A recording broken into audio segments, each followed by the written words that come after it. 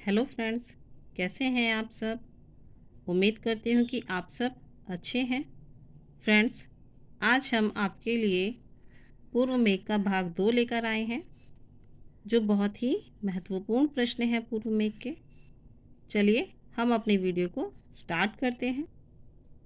Friends, video को start करने से पहले मैं आपसे रिक्वेस्ट करती हूँ कि आप हमारे इस वीडियो को लाइक एवं हमारे चैनल को सब्सक्राइब कर दीजिए। जो भी हमारे इस चैनल पर नए हैं वह हमारे इस चैनल को सब्सक्राइब का बटन दबाकर बेल आइकन को प्रेस कर दीजिए, जिससे कि हमारी आने वाली न्यू वीडियोस की नोटिफिकेशन आप तक सबसे पहले पहुंच सके। चलिए हम अपनी वीडियो को स्टार्ट करते हैं। मेघदूत क्या पूर्व मेघ का भाग 2। आज हम इसके कुछ महत्वपूर्ण प्रश्नों को पढ़ेंगे। चलिए हम अपनी वीडियो को स्टार्ट करते हैं। हमारा फर्स्ट क्वेश्चन है, यक्ष मेघ को उज्जैनी में किस मंदिर में जाने को कहता है। तो फ्रेंड्स, यक्ष जो है मेघ को शिव मंदिर में जाने के लिए कहता है। पुराणों के अनुसार समुद्र मंथन से निकले विष का क्या नाम था। तो जो समुद्र मंथन से विष निकला था उसका नाम था कालकूट विष, जो बहुत ही ज़्यादा जहरीला था। नेक्स्ट क्वेश्चन है, कालकूट विष का पान किसने किया। तो फ्रेंड्स, कालकूट विष का पान किया था शिव ने। जब शिव ने कालकूट विष का पान किया था तो इस विष को पीने के बाद शिव का कंठ नीला हो गया था, तभी से शिव नीलकंठ कहलाए थे। हमारा नेक्स्ट क्वेश्चन है, समुद्र मंथन से कुल कितने रत्न निकले थे। फ्रेंड्स, समुद्र मंथन से कुल 14 रत्न निकले थे। महाकाल मंदिर कहाँ है। तो महाकाल का मंदिर है उज्जैनी में। हमारा नेक्स्ट क्वेश्चन है, यक्ष मेघ से नगाड़े का कार्य किसमें करने को कह रहा है। जब मेघ उज्जैनी में पहुंचता है तो वहां पर शिव मंदिर में शिव की आरती हो रही होती है शाम के समय। तो यक्ष कहता है कि हे मेघ, जब तुम शिव के मंदिर में पहुंचोगे उनकी आरती के समय, तो तुम अपने मेघ की अपनी गर्जना का बिजली मतलब उसकी चमकाना, गड़गड़ाहट करना, जो कि उनकी आरती में नगाड़े का कार्य करेगा। शिव ने किसके गीले चर्म को धारण किया था। तो शिव ने गजासुर के गीले चर्म को धारण किया था, जिसे देखकर पार्वती जी डर गई थी, क्योंकि गीले चर्म को धारण करने के कारण शिव का जो शरीर था वह रक्त से युक्त हो गया था, इसीलिए पार्वती उनके शरीर को देखकर डर गई थी। उज्जैनी में मेघ से रात में रास्ता किसे दिखाने के लिए कहा गया है। तो किसे दिखाने के लिए कहा गया है रास्ता। अभिसारिकाओं को, क्योंकि अभिसारिका जो होती हैं वह रात में अपने प्रेमियों से मिलने के लिए जाती हैं, जिससे उन्हें रास्ता दिख सके। इसलिए हे मेघ, तुम अपनी बिजली से उन अभिसारिकाओं को रास्ता दिखाना। यह यक्ष कहता है मेघ से। मेघ ने उज्जैनी में रात्रि कहाँ व्यतीत की। तो मेघ ने उज्जैनी में रात्रि महल की छत पर व्यतीत की थी। नेक्स्ट क्वेश्चन है, उज्जैनी से आगे कौन सी नदी पड़ती है। तो फ्रेंड्स, उज्जैनी से आगे गंभीरा नदी पड़ती है। नेक्स्ट क्वेश्चन है, गंभीरा नदी में किसके पुष्प खिले हैं। तो फ्रेंड्स, गंभीरा नदी में कुमुद के पुष्प खिले हैं। फिर नेक्स्ट क्वेश्चन है, किस नदी को विवृत जगना नायिका बताया गया है। तो वह नदी है गंभीरा नदी, जिसे विवृत जगना नायिका बताया गया है। नेक्स्ट क्वेश्चन है, गंभीरा नदी के बाद कौन सा पर्वत है। तो फ्रेंड्स, गंभीरा नदी के बाद है देवगिरी पर्वत, जो कि गंभीरा नदी के बाद पड़ता है। हमारा नेक्स्ट क्वेश्चन है, देवगिरी पर्वत पर किस देवता का वास है। तो देवगिरी पर्वत पर भगवान कार्तिकेय का वास है।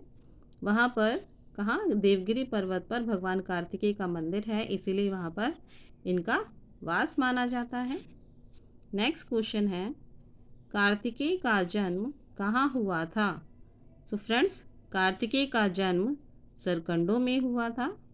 फ्रेंड्स, मैं आपसे रिक्वेस्ट करती हूँ कि आप हमारे इस वीडियो को लाइक एवं हमारे चैनल को सब्सक्राइब कर दीजिए, जिससे कि हमारी आने वाली न्यू वीडियोस के नोटिफिकेशन आप तक सबसे पहले पहुँच सकें। ओके, ये जो महत्वपूर्ण प्रश्न है आप तक जल्दी से जल्दी पहुँच सकें, जिससे कि आप अपनी नौकरी को प्राप्त कर सको, अपने टीजीटी, पीजीटी या एलटी में अच्छे नंबरों से पास हो सको। चलिए हम अपनी वीडियो को आगे बढ़ाते हैं। हमारा नेक्स्ट क्वेश्चन है, चर्मणवती नदी की उत्पत्ति कैसे हुई है? तो चर्मणवती नदी की उत्पत्ति किसने की है? राजा रंती देव ने। जब रंती देव के द्वारा गवालंब यज्ञ किया गया था तो उसी से ही उत्पन्न हुई है चर्मणवती नदी। तो चर्मणवती नदी रंती देव द्वारा गवालंब यज्ञ से उत्पन्न है, जो कि रंती देव की कीर्ति की घोतक है। नेक्स्ट क्वेश्चन है, चर्मणवती के आगे कौन सा स्थान है? तो चर्मणवती के आगे स्थान है दशपुर, जो कि रंती देव की राजधानी थी। हमारा नेक्स्ट क्वेश्चन है, अर्जुन के धनुष का क्या नाम है? तो फ्रेंड्स, अर्जुन के धनुष का नाम है गांडीव। क्या नाम है? गांडीव। हमारा नेक्स्ट क्वेश्चन है, दशपुर के बाद कौन सा स्थान है? तो दशपुर के बाद आता है कुरुक्षेत्र। कुरुक्षेत्र एक तीर्थ स्थल है, जहाँ पर सूर्यकुंड या ब्रह्मसर नाम का एक पवित्र सरोवर है, जिस पर सूर्य ग्रहण पर मेला लगता है। कहाँ पर? सूर्यकुंड पर। यह बहुत ही पवित्र स्थल माना जाता है। कुरुक्षेत्र में महाभारत का युद्ध भी हुआ था। तो यक्ष जो है मेघ से कहता है कि तुम उसके ऊपर से गुजरना नहीं, सिर्फ उसे परछाई से ही पार करना।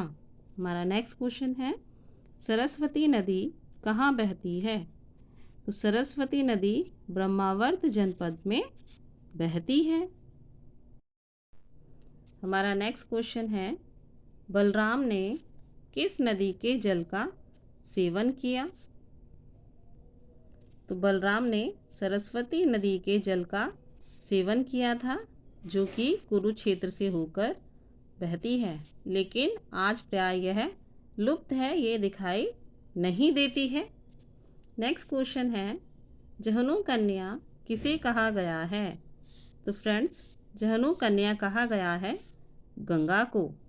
हमारा नेक्स्ट क्वेश्चन है, गंगा ने किसका उद्धार किया? फ्रेंड्स, गंगा ने सगर पुत्रों का उद्धार किया था। सगर पुत्रों के लिए गंगा स्वर्ग की सीढ़ी बनी थी। हिमालय पर मेघ कैसा प्रतीत होगा? यक्ष कहता है कि जब मेघ से कि जब तुम हिमालय पर पहुंचोगे तो कैसे लगोगे कि मानो नंदी बैल के द्वारा उखाड़ी गई कीचड़ को धारण किए हो। जैसे नंदी बैल ने अपनी कीचड़ को धारण कर रखा हो, अपने द्वारा उखाड़ी गई, कि ऐसे ही तुम हिमालय पर्वत पर प्रतीत होगे। नेक्स्ट क्वेश्चन है, वन में लगने वाली अग्नि को क्या कहते हैं? तो फ्रेंड्स, वन में लगने वाली अग्नि को दावानल कहते हैं। नेक्स्ट क्वेश्चन है, किन्नर स्त्रियों द्वारा किसका गान किया जाता है? तो किन्नर स्त्रियों के द्वारा त्रिपुरा विजय का गान किया जाता है। साहित्य में अट्टहास का रंग क्या माना गया है? तो फ्रेंड्स, साहित्य में अट्टहास का रंग सफ़ेद माना गया है। हमारा नेक्स्ट क्वेश्चन है, अलकापुरी में भवन कितने मंजिले हैं? तो जो अलकापुरी के भवन हैं वह कितने मंजिल हैं? 7 मंजिलें हैं वहाँ पर। स्फटिक मणि के समान कौन है? तो स्फटिक मणि के समान है कैलाश पर्वत। नेक्स्ट क्वेश्चन है, उज्जैनी किस दिशा में है? फ्रेंड्स, उज्जैनी पश्चिम दिशा में है। हमारा अगला प्रश्न है, अलका नगरी किस दिशा में है? फ्रेंड्स, अलका नगरी है पूर्व दिशा में। ओके, ये बहुत ही महत्वपूर्ण प्रश्न है जो हमेशा एग्जाम्स में रिपीट होते रहते हैं, तो आप इन्हें अच्छे से रीड करिए। नेक्स्ट क्वेश्चन है हमारा, संतप्तों का रक्षक किसे कहा गया है? तो फ्रेंड्स, संतप्तों का रक्षक मेघ को कहा गया है। नेक्स्ट क्वेश्चन है, रेवा नदी की उपमा किससे की गई है? तो फ्रेंड्स, रेवा नदी की उपमा हाथी के शरीर की रेखाओं से की गई है। कि रेवा नदी ऐसी लगती है मानो जैसे हाथी के शरीर की रेखाएं हों। नेक्स्ट क्वेश्चन है, भंवर रूपी नाभि को दिखाने वाली कौन सी नदी है? तो भंवर रूपी नाभि को दिखाने वाली नदी है निर्विंध्या नदी। निर्विंध्या नदी ऐसी लगती है, उसका भंवर ऐसा लग रहा है कि मानो किसी नायिका की नाभि हो। नेक्स्ट है, हिमालय पर किसके वृक्ष हैं? सो फ्रेंड्स, हिमालय पर देवदारू के, जिन्हें चीड़ कहा जाता है, इसके वृक्ष हैं। मेघ की पत्नी कौन है? फ्रेंड्स, मेघ की पत्नी है विद्युत। विद्युत को मेघ की पत्नी कहा जाता है। हमारा अगला प्रश्न है, मेघदूत की कथा वस्तु कैसी है?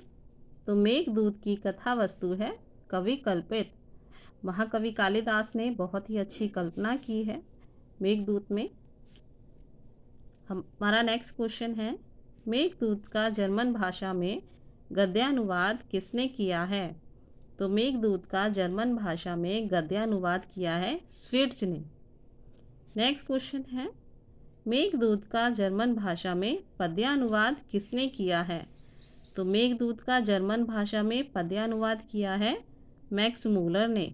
ध्यान से देखिए, गद्यानुवाद किया है स्विट्ज ने और पद्यानुवाद किया है मैक्स मूलर ने, भूलिएगा नहीं।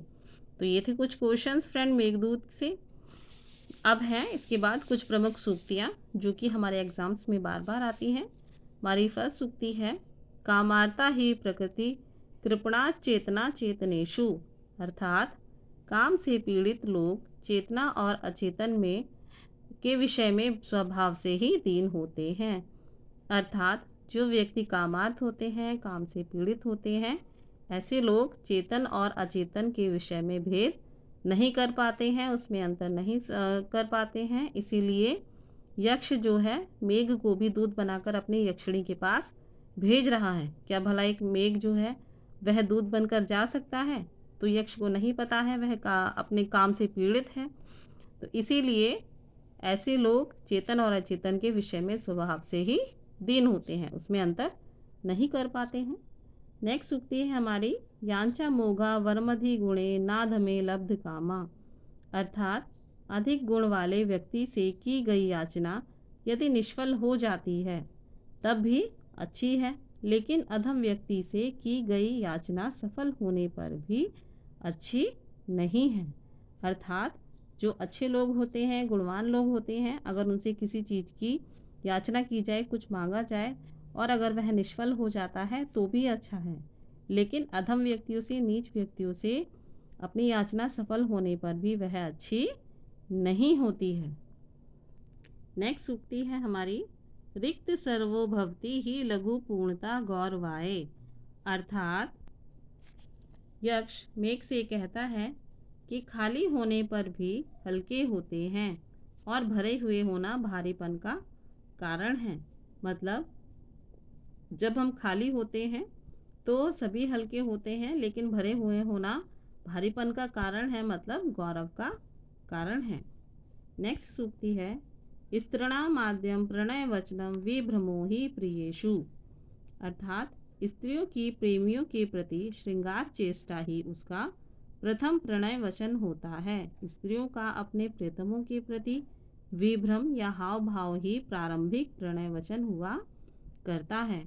जो स्त्रियां हैं वह अपने, जो उनका प्रथम हाव भाव होता है अपने प्रियतमों के प्रति, उन्हें देख कर हट जाना या उन्हें बार बार देखना, यही उनका प्रारंभिक प्रणय वचन होता है।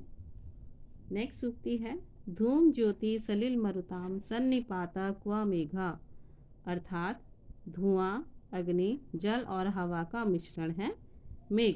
तो यह जो मेघ है 4 चीज़ों से मिलकर बना है, धुआं, अग्नि, जल और हवा। हमारी नेक्स्ट सूक्ति है, प्राप्ते मित्रे भवति विमुखा किम पुण्यरस्थ च स्थचै, नीच या अधर्मी व्यक्ति भी पहले किए गए उपकार को नहीं भूलता। अर्थात चाहे कितना ही छोटा व्यक्ति हो, नीच हो या अधर्मी हो, यदि उस पर कोई व्यक्ति उपकार करता है तो वह अपने ऊपर पहले किए गए उपकार को भी नहीं भूलता है। फ्रेंड्स, ये थी कुछ महत्वपूर्ण सूक्तियाँ और कुछ महत्वपूर्ण प्रश्न। आप इन्हें अच्छे से रीड करिए और अपने एग्ज़ाम में अच्छे नंबरों से पास होइए। अब हम आपसे अपनी नेक्स्ट वीडियो में कुछ नए प्रश्नों को लेकर मिलेंगे। ओके, तब तक के लिए हमें आज्ञा दीजिए। नमस्कार।